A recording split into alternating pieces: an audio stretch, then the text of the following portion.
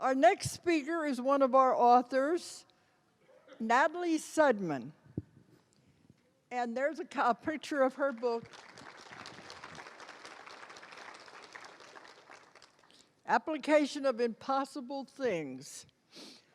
And she has a story that is impossible to believe, but it was real. And you said for a while you didn't want to even talk about it.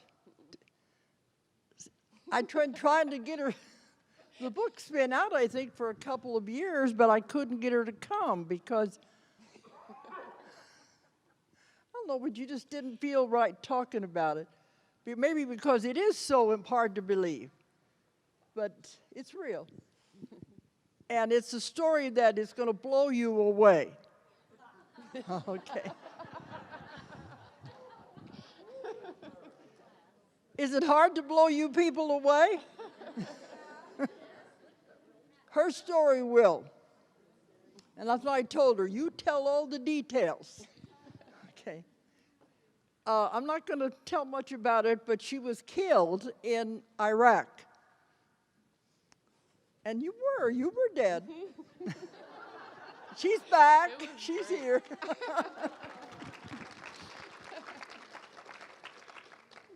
So she's going to tell you about her experience.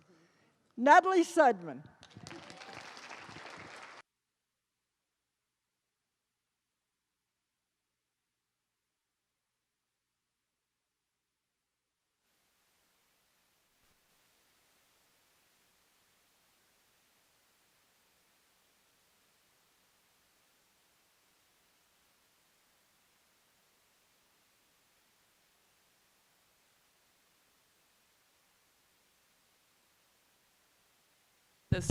The last time I did this, I blew out 3 microphones before we got one working. So that's my level of fear. If it looks like I'm shimmering up here, it's not because I'm vibrating at a really high rate. It's because I'm absolutely terrified. So I'll hope that won't happen. But I'm going to begin today by telling you very briefly how I ended up in Iraq and what I did there. And then I'll walk you through my near-death experience. And in my book, I went into a lot of detail that there's just really not time for here. So I've picked out a few highlights that I'll kind of go into. And I'll wrap up talking a little bit about the aftermath of being blown up and how my NDE informed and affected my healing and rehab. And I'll talk a little bit about how I think what I experienced can be useful in our everyday lives. I'm already shaking. Remember to breathe. And there should be time at the end for questions. So if questions come up, keep them in mind. So in 2005, I was working as an archaeologist for the Bureau of Land Management. And the Corps of Engineers put out a call to all federal agencies asking for volunteers to come and help work on cleaning up Hurricane Katrina damage. I volunteered for that effort, and I spent it about 2.5 months in Mississippi and Louisiana. And then during the course of that, I got to know a lot of Corps of Engineers people and people from other federal agencies. And about 3 months after I got back from Louisiana, one of these friends called me, and she said, "We've got jobs in Iraq with the Corps of Engineers if you want to go. You want to go?" I said, "Okay."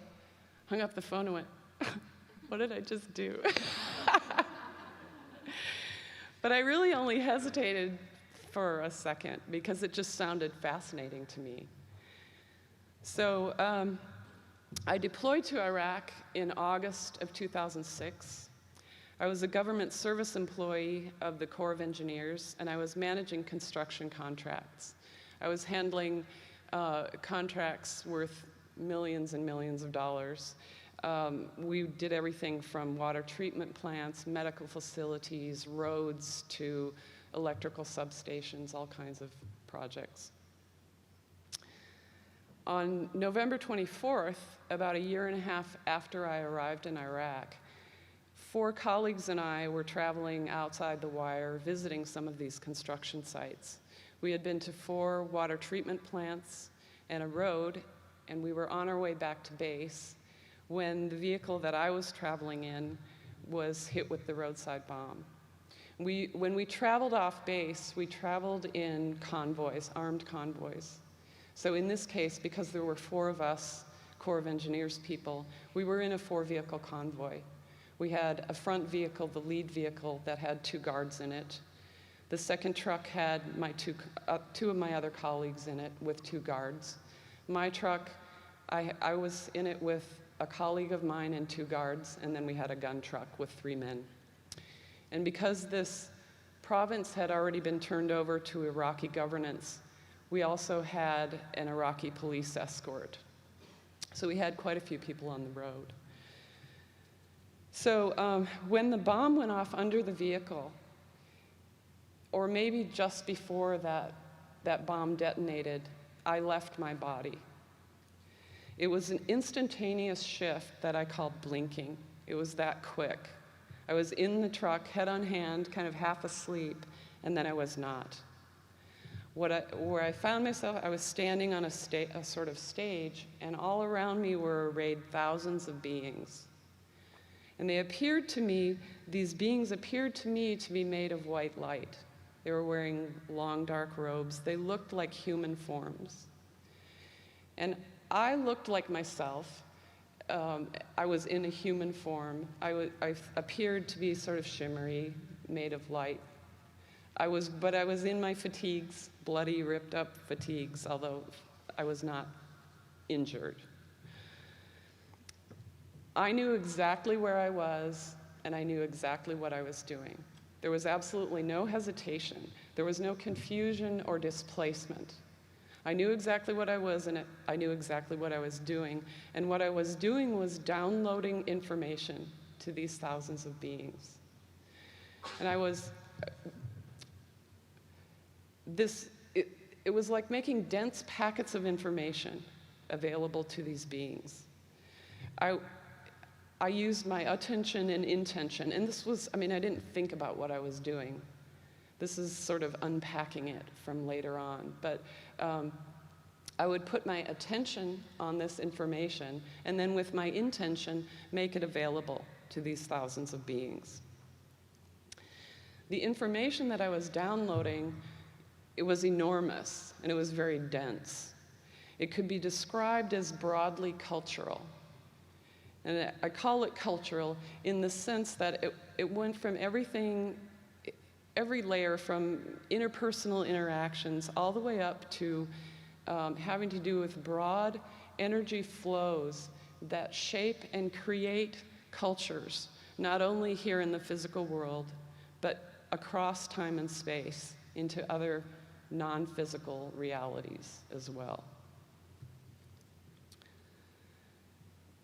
When I was finished downloading this information, I communicated to these beings that I was done. I was tired. I didn't have any interest in going back into my physical body. I wasn't interested in the physical world at all. And this decision was accepted. It was an assumption. It was known that this decision was entirely mine, and that whatever that decision was, it would be respected. These beings and I existed in a state of mutual respect, personal responsibility, and cooperative creation.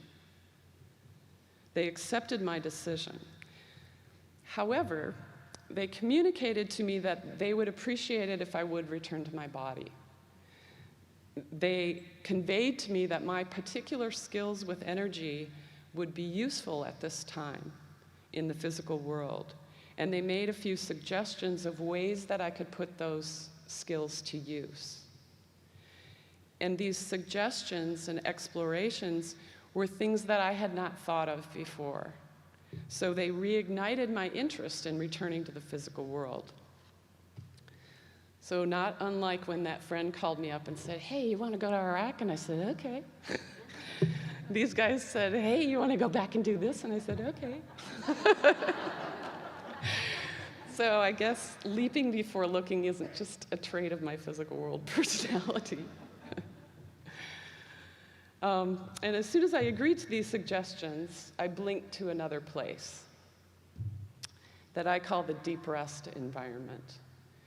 And before I describe that deep rest environment, I'm going to pause here to try to describe some of the qualities and perspectives that were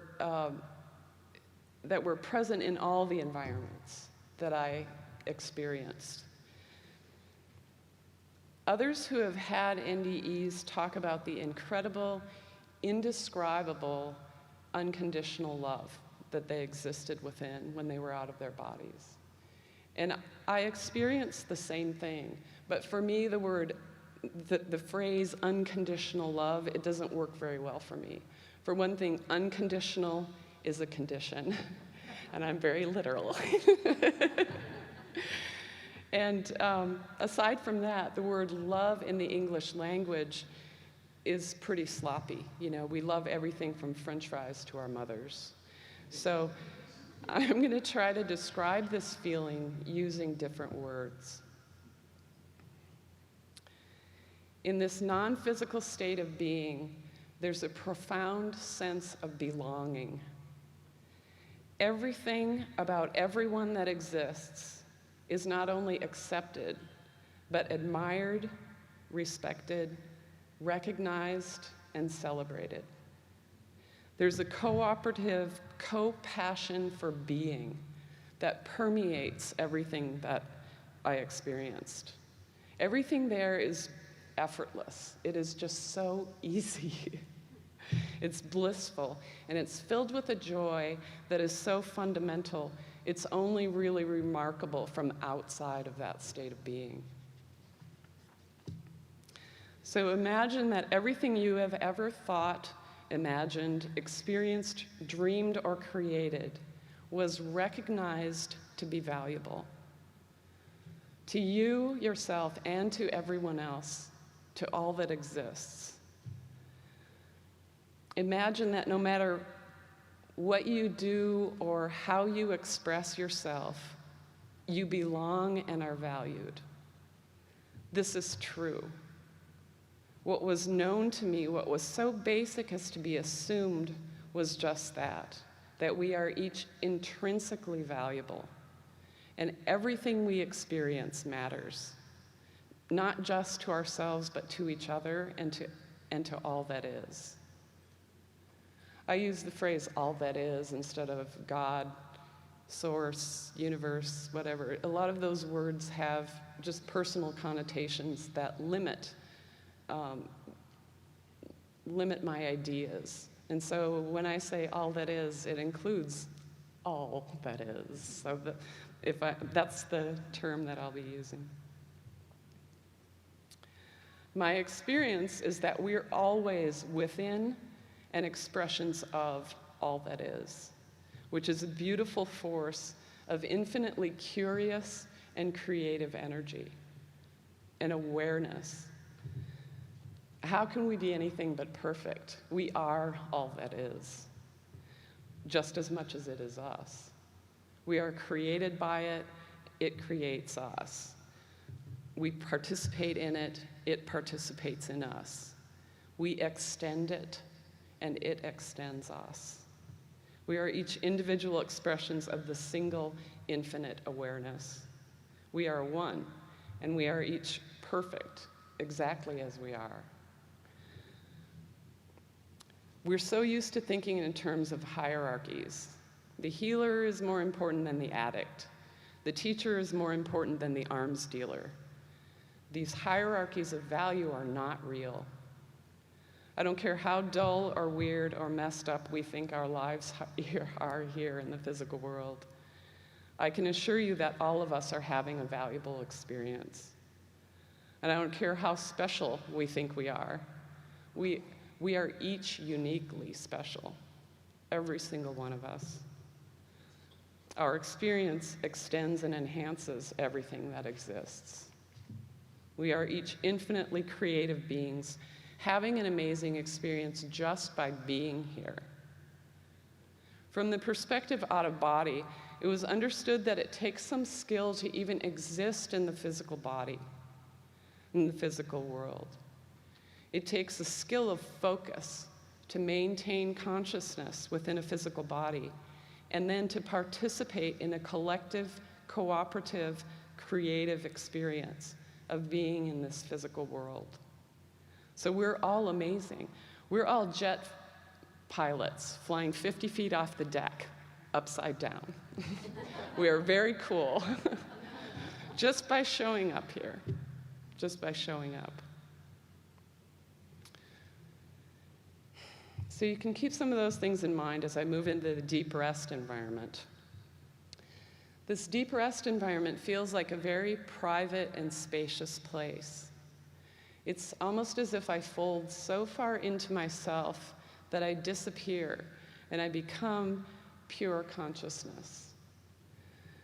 And private as this is, when I first go to this environment, this space, there are two other beings with me. And they're kind of tuning up or tinkering with my consciousness. I didn't perceive myself as having a form in this environment. I felt as if I were just an organization of energy or an organization of consciousness. And they were tuning up that organization. So they were doing their thing and I was doing mine. And my thing at first was just going into a deep, deep state of relaxation and rejuvenation. And when I was finished with that, I did what might be called a life review. But for me, it was more like a casual wander through memories. I wasn't just revisiting snapshots or just kind of paging through those memories, but though, when I'd view an event or an experience, I could also see and be every effect that an action or thought had. And not just in terms of the immediate people that I was interacting with, but I saw or experienced an event's effect extending throughout the physical world and beyond into other non-physical dimensions or realities. And during this wander down memory lane, I had no interest in consequences in terms of sin or karma or any of those kinds of ideas. I paid no attention to whether I'd been good or evil, kind or mean, smart or stupid. There wasn't any judgment like that. There was only a personal evaluation based on my own interests and curiosity. And what I was paying attention to, these personal interests focused down to three things. Number one, whether this or that action or thought had been particularly surprising in its effects. Even my human personality is drawn to odd juxtapositions and unexpected effects. So it's fascinating when something leads to something that I had never imagined. So that was number one. Number two, whether this or that event, thought, or belief had been particularly creative in its expression. Did I do or think something in a new way, leading again to something that I had never imagined? And my third criteria that I was evaluating things on was it fun? The conventional idea of fun has to do with ease, laughter, joy, sunny beaches, margaritas, right? My idea of fun was much broader than this. My definition of fun had to do with whether something was surprising, adventurous, whether it pushed my boundaries, whether it stretched me so that I learned or gained more from it than I had expected. I was interested in what I learned, how I had expanded my creative potential, and what the effects of that creative potential were on a very broad scale. I also knew so deeply that it was assumed that I knew and could actually see that thoughts create reality. Attention and intention create manifestation. as most of you probably know. And not just in the non-physical, but here in the physical world, because this physical world exists within all that is. The non-physical and the physical are one. Our thoughts don't just affect how we view what we experience. They create the actual physical manifestation that we experience as this reality. Our beliefs, thoughts, and imaginations are the creative force of the world. Our thoughts literally create individual experiences, manifestations, and the collective reality that we participate in. Even I sometimes go, I did not create this. I did not create this in my life. And I don't really have time to go into this in detail, but creating our own reality, people always have a lot of questions about this. So I'm going to say a little bit more about it. As a whole self, remember, the whole self has the broader and more complete view of things than our human minds do. Our whole self may choose to experience something that our human minds are not going to be thrilled with. This is possible. Our human minds, littered with cultural beliefs, judge those experiences. I'm sick, in pain, hurt, struggling, because I'm weak, I'm a victim of circumstance, I'm being punished. Most of us are taught that bad things don't happen to good people. This is not true. It's based on a narrow human perspective that good and bad exist. Hard things happen to everyone. The fun is in how we handle those things. It's possible to reframe our perspective to look for the value in anything that we experience. And I'm going to talk about that a little bit more later. On a more day-to-day level of creating our realities, our conscious minds co-create with our whole selves and others. And our human culture beliefs can get in the way of what we think we want to create. So say I want to be rich. I may strive for it, and I may believe that that's what I really want. I really do want to be rich. But if I'm simultaneously holding conscious or unconscious beliefs that rich people are greedy, mean, terrible people who will never get through the eye of that needle into heaven, I'm not going to let myself become rich, because then I would be greedy, mean, terrible, and I would never get through the eye of that needle into heaven. So I call these contrary beliefs, and we all hold beliefs that compete with each other. QHHT people probably really have had a lot of experience with that. Another example of how we limit ourselves, I may say that I want to be rich, but I may scoff at small amounts of money. You know, $5, yeah, thanks. This is not an invitation to abundance. Gratitude for whatever we already have, recognizing the value in whatever we already have, is an invitation to more, and it's an invitation to something better. All that is infinitely abundant. Judgment has no place in our creative potential.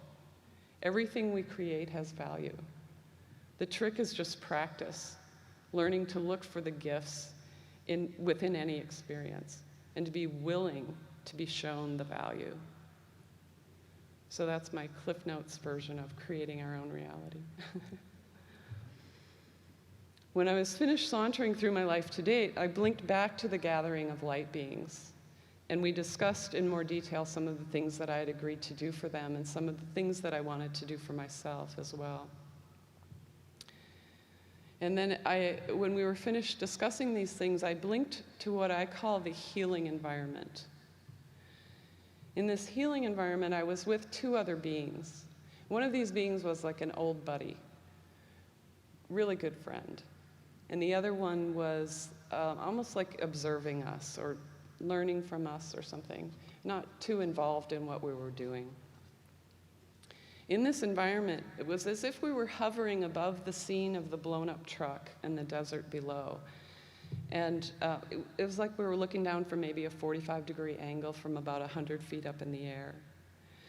And from this vantage point, we could see the truck, we could see the desert, we could also see my body in the truck. And we could see that body as a physical body, and we could also see it as a matrix of energy or an organization of energy. And from that energy matrix perspective, we began to play around with healing my body. We would do the equivalent of waving a hand, setting specific injuries in the body. And as soon as we did that, we would see a sort of holographic projection of the future, of how that set of injuries would shape the future. And from that perspective of expanded awareness, none of these injuries were dire or terrible. In fact, they were quite funny to us.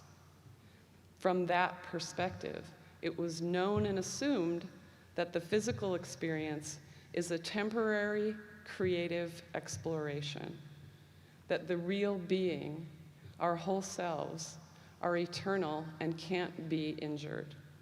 So whatever would be experienced within that physical body would just be interesting and even fun. So we were goofing around for quite a while setting these injuries. We would wave a hand and we would sever my right hand. And we'd fall all over ourselves laughing at this future that unfolded, me trying to learn to do everything with my left hand. We would wave a hand and the shrapnel that's in my head, we'd move it back a few inches so that I had cognitive difficulties. And we thought that was hilarious. Obviously, these things are not funny once you're in the physical body, right? It's absolutely essential to adopt that expanded awareness to understand this humor. It was like planning a movie. You can't hurt the actors, so it doesn't matter what horrors you put them through. It's not real. It's just a movie.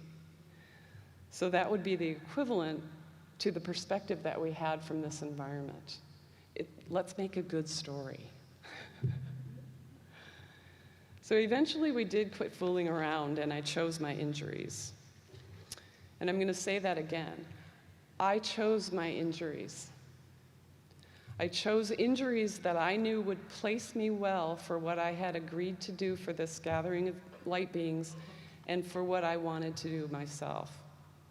In fact, I chose this whole experience. I crafted it. I chose to live in a war zone, and I chose to be blown up. I can still vividly call up those holographic images that showed the far-reaching effects of this incident and the value inherent in it. And some of that value is not really translatable into a physical world mind. But I know that value is truth now. I experienced it. I chose to experience this entire incident for valuable reasons. And I'm not unique.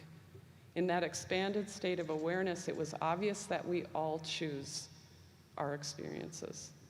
And we create them for beautiful and valuable reasons, even if they don't feel beautiful or valuable when we're here within the movie, within our physical bodies.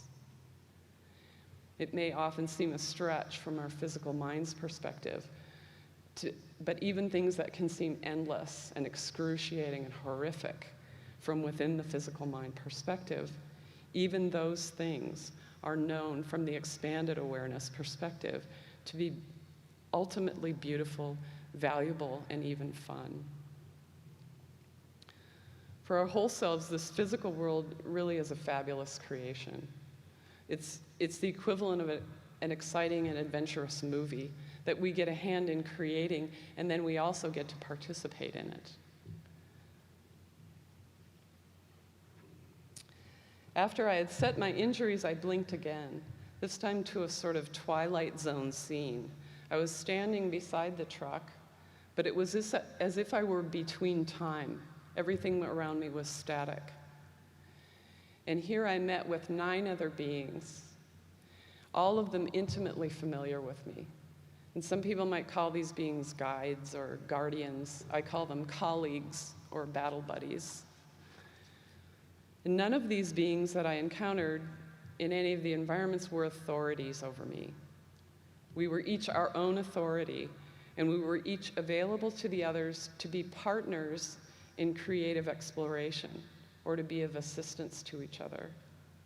So these 9 battle buddies of mine, or guides if you prefer, assist me with my goals. They maintain the perspective of expanded awareness while I'm focused down into a physical body. So they're the air traffic controller while I'm flying the plane. They can communicate with me in various ways, as probably all of you know, helping me to stay on the track that I chose to experience, and reminding me that there's a broader view, that a broader perspective than just the physical world's current belief systems about what's real. And I'll give some examples of that in a minute.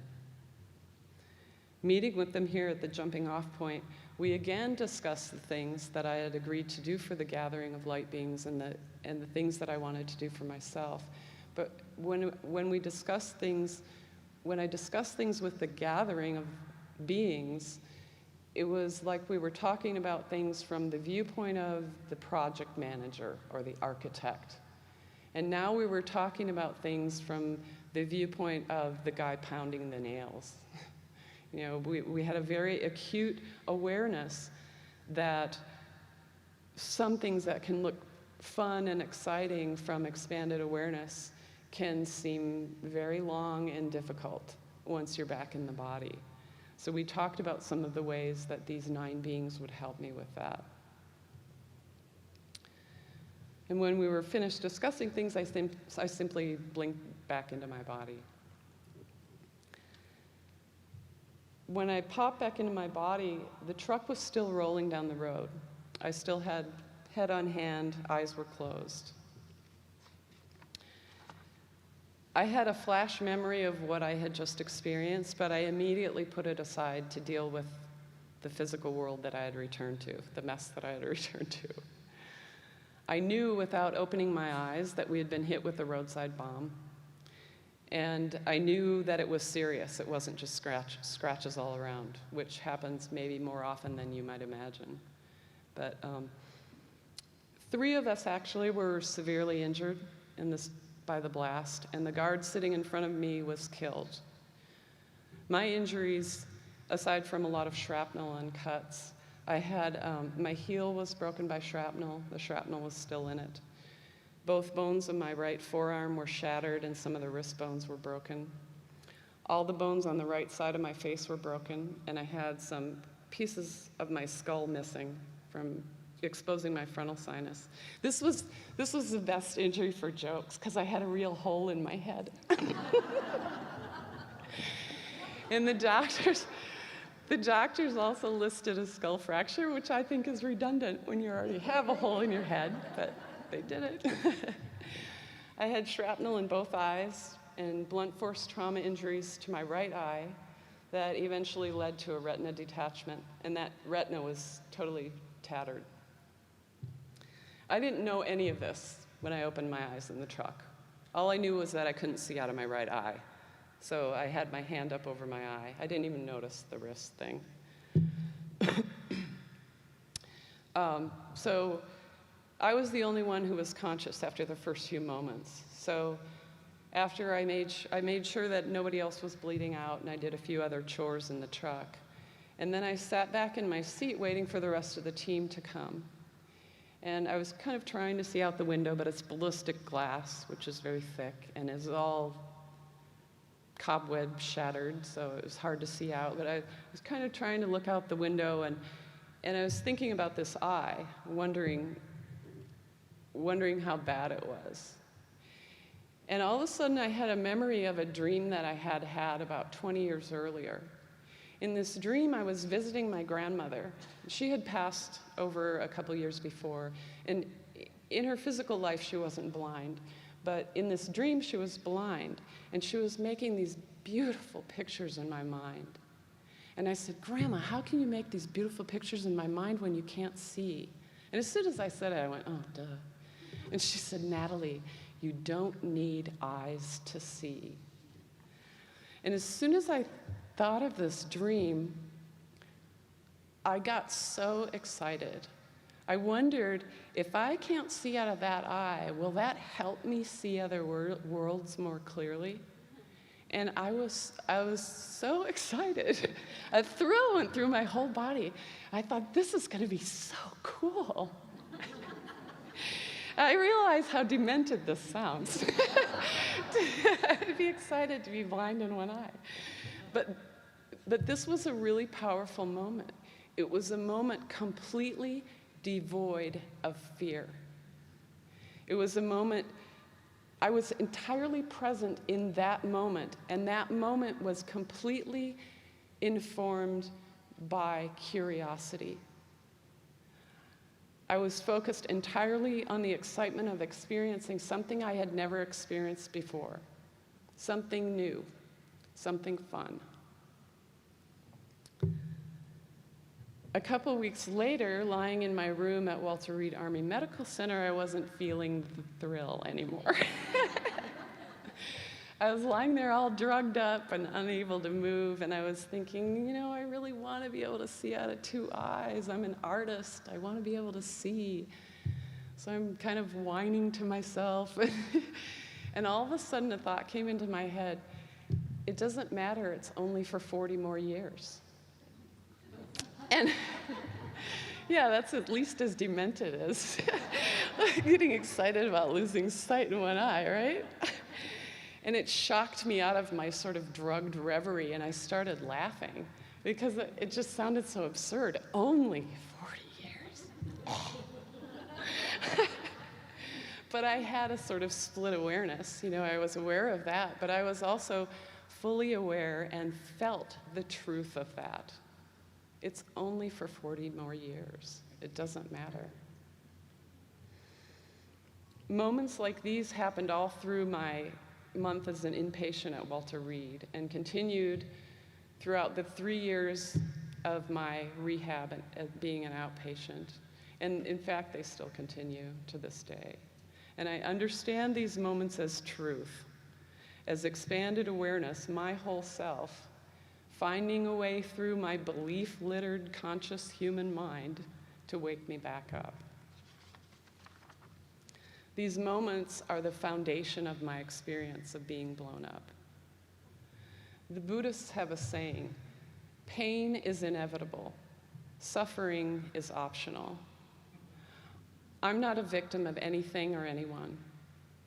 Knowing that I crafted this experience for valuable reasons, and that I chose my injuries, I chose them, for valuable creative reasons toward shaping my future physical world experiences, suffering becomes impossible. Knowing that I am more than my physical body, and knowing that I am the creative force in my exploration in this life, every single experience has the potential to be interesting and fun. I don't always remember this. But the choice to practice being willing to be open to that perspective, that choice is always available. Expanded perspectives may sometimes seem pretty difficult or even impossible in this physical world, but I believe that they do have physical world applications. They can inform and transform the way that we live. Knowing that we're more than our physical bodies has the potential to help us navigate this physical world differently. We've been taught or tend to believe in a here and a there. We make a distinction between the spiritual world and the physical world. But for me, those lines are artificial. The here is part of the there. We are always more than our physical bodies.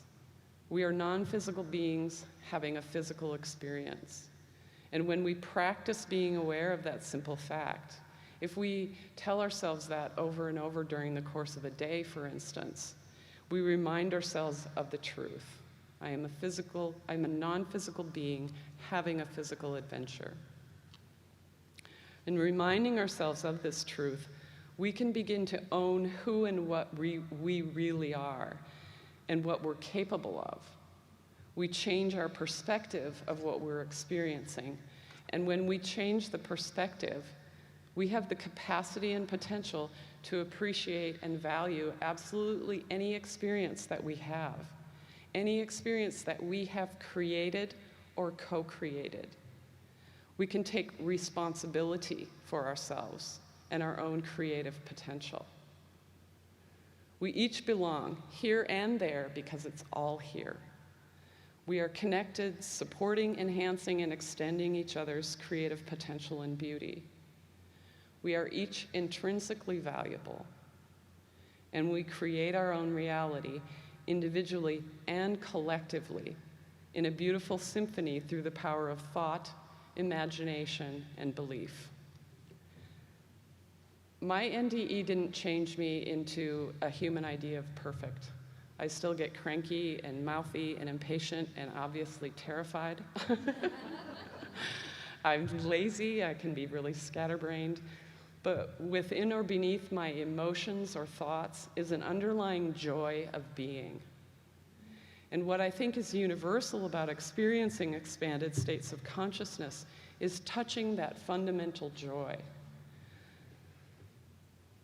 Remembering that thrill of being, just being, the joy of expressing and exploring our own creative potential, and the intimate connection that each consciousness has with every other consciousness. I am not this body. I am not these emotions. I am not these thoughts. I am an infinite, non-physical being having a physical adventure through this body, through these emotions, and through these thoughts. I believe that we each choose to experience our lives as they are, while continuing to learn, create, and change from this present moment, always in some way enhancing us as whole beings, as well as enhancing each other's experiences here in the physical world, maybe most often unconsciously, but always with each other's consent. And I believe in the profound value and freedom of taking personal responsibility for everything that I create and experience in this life. I also believe in my own ineptitude and confusion within that creation, while simultaneously being perfectly and profoundly at peace. I don't think everyone's experiences have to correspond with each other's. The all that is infinite. As creative beings, why would we limit ourselves to just a few ways of doing things, a few ways of shaping things into what we believe is holy? Everyone, I believe, is in exactly the right place, at exactly the right time, doing exactly the right thing in this moment. We create our cooperative experiential future together.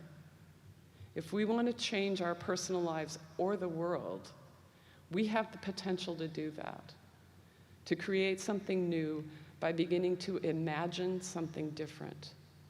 From that moment, we begin to make new choices and to change our manifestations. I believe that people have the capacity to figure out how to live together even if we disagree. I believe that we have the capacity to share even when resources are scarce. And I believe that we have the capacity to handle our own fears without taking them out on one another. If we individually acted from that understanding of who we really are, what would the world be like? I used to believe that one person's efforts couldn't make a difference in anything big, like war or racism or poverty. Now I know that each and every consciousness makes a valuable contribution to this world and beyond, no matter how insignificant or screwed up that person might seem from within our belief structures. One person changes themselves and the world just by imagining, in this moment, a more harmonious possibility. Thank you.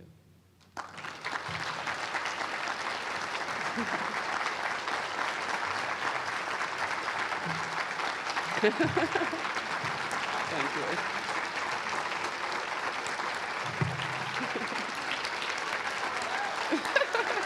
Ah! Thank you. Thank you very much.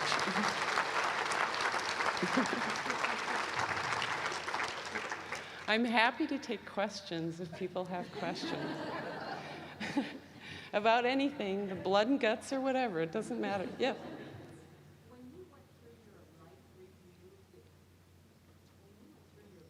View, did you have to feel what you had done to another person, their emotion? Because I had read something like that. No, I didn't. Did everyone hear the question?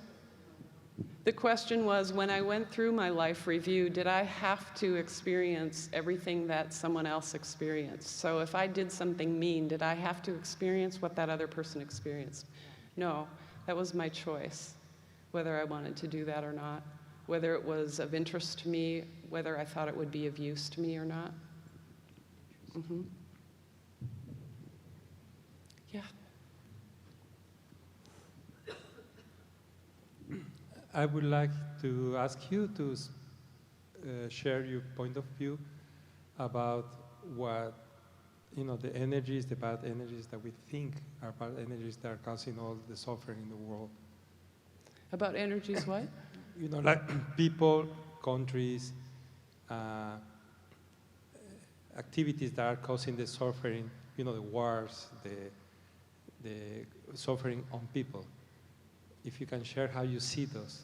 How I see the energies of suffering of people, No, or no, I mean the broad flows of energies, you mean, that shape some of that? Or sorry, maybe I'm not being clear.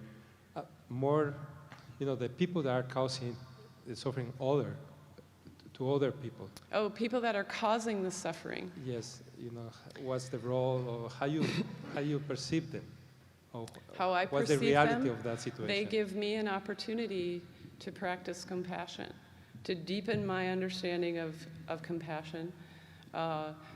They give me an opportunity to rise above myself, to rise above my beliefs, my human beliefs. They're bad, very bad, evil.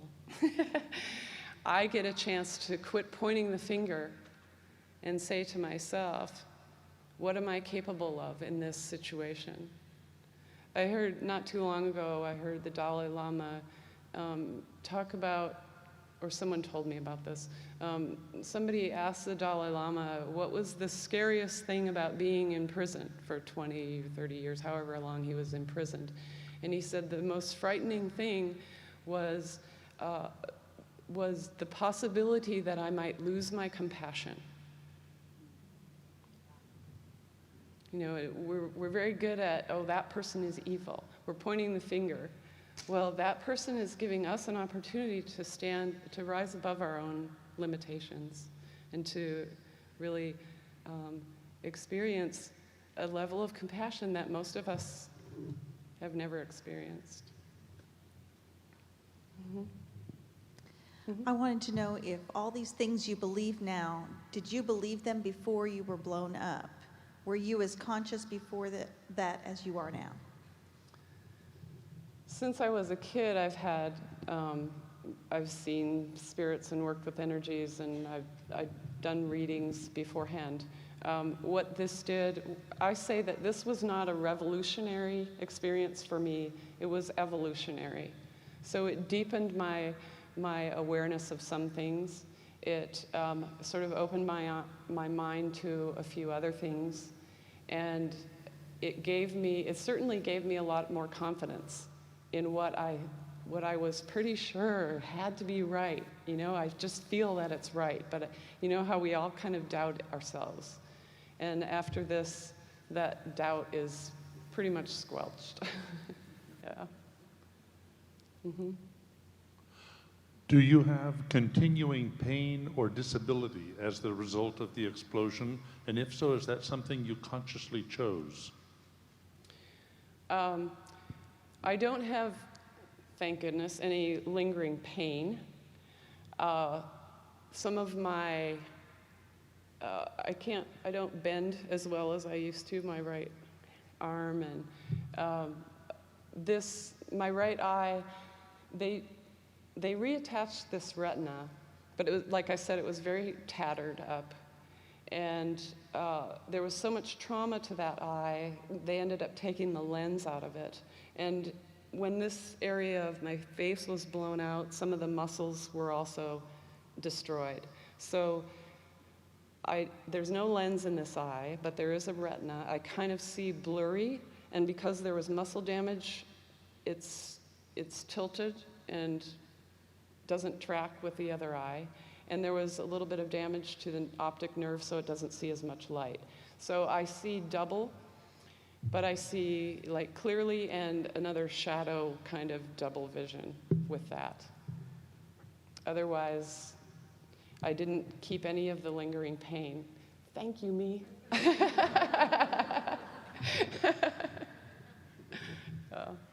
Natalie, over here. Thank you so much. Do you have any idea of what that place on the stage with all the thousands of beings, what that experience might be like for someone who left the physical via suicide? Well, interesting question. I don't assume that everyone goes to a stage like that, first of all. And I don't assume that what I remember, the way I remember it, is the way it truly is. I assume that the way I remember it is a translation that my human mind makes in order to make this comprehensible. Because I can go back and have gone back to this scene, and I can change everything about it except the communication and the feeling of being there. I can turn all those beings that appeared to me as white light in robes into monsters. I can turn them into colors. I can turn them into smells. I've heard them as sounds. I have perceived them as separate from me, and I have perceived them as me. They are aspects of me. So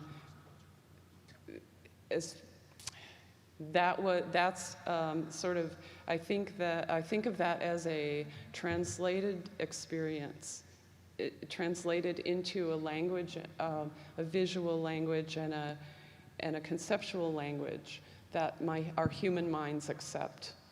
I don't assume that everyone has this same experience. And I don't, in my experience, in my explorations, I have never found as someone who committed suicide that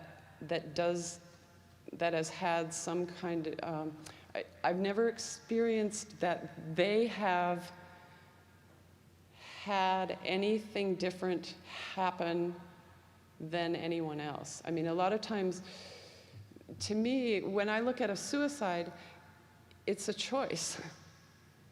And it's a valid choice. If that's what you choose to do, you know, like I said, it's all respected. There is value in that somewhere for that person and for everyone else around them. So, you know, some people, whether they're suicides or not, I've had other people say, I know, I've been to a place like that gathering. I recognize that. And I say, oh, cool. I don't think it matters whether someone does a suicide or if they die of natural causes. I think that we each choose. You know, like I said, the universe, all that is all that is. It's infinitely creative, and it's infinite. I mean, we can't really even wrap our minds around the idea of infinity. But to me, infinity has to include infinite creativity. So it's not only infinite, it's infinitely infinite, constantly expanding. And why would we all choose to go to the same place when we leave these bodies? That would be absurd to me. But did that answer your question? Mm-hmm. Oh, sorry, we've got someone here first. Okay, thanks. Natalie, I would first just like to thank you. Your perspective has changed how I look at everything, and I believe you are a brilliant speaker. So, nervous or not, you do a very good job. Thank you. You're welcome. My question is, When you came out of the experience, did you have that broad understanding of the blinks and all that right away, or did that come in waves or pieces, or how was that experience for you? I didn't think about it right away. When I was an inpatient at Walter Reed, very drugged up, at first I kept going over the sort of physical world part of the experience over and over, thinking, I want to remember this as it is. We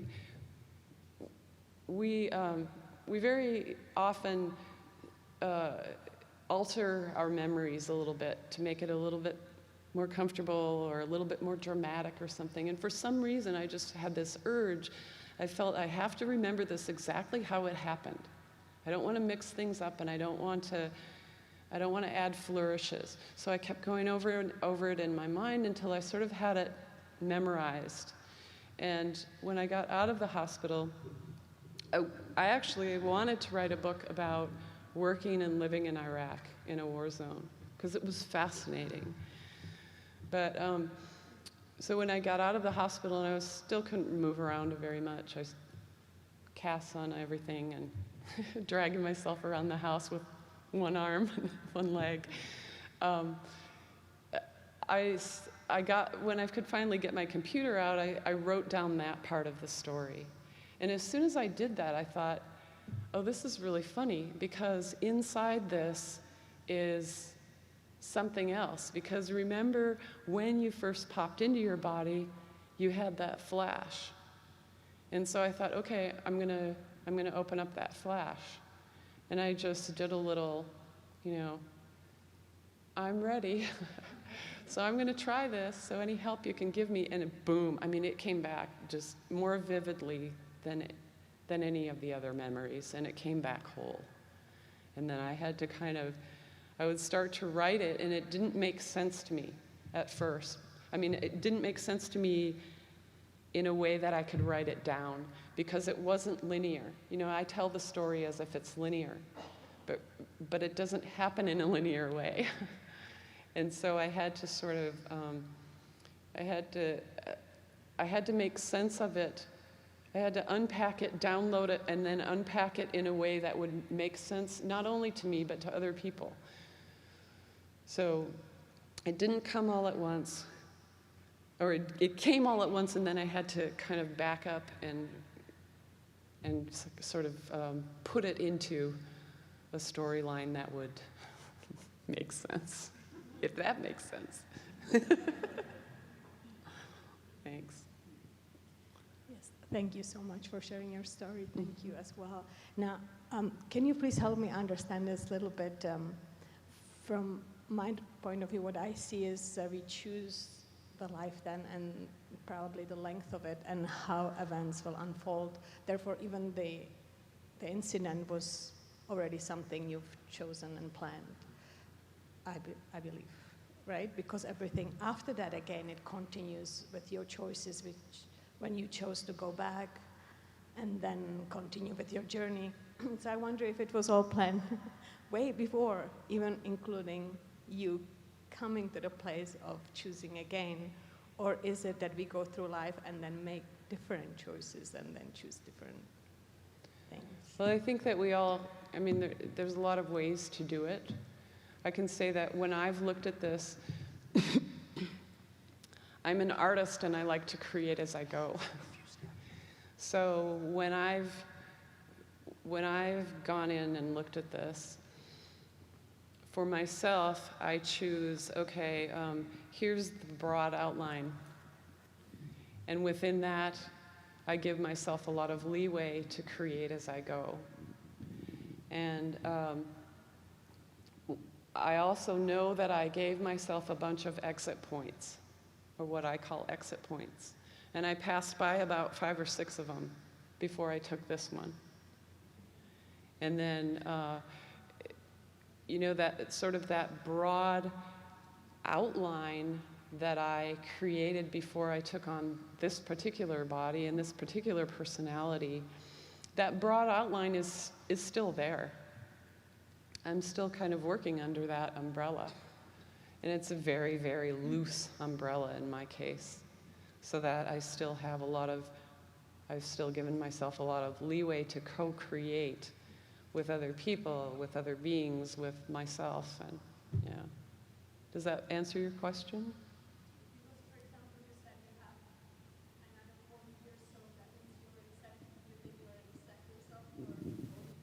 I think I did. Mm-hmm.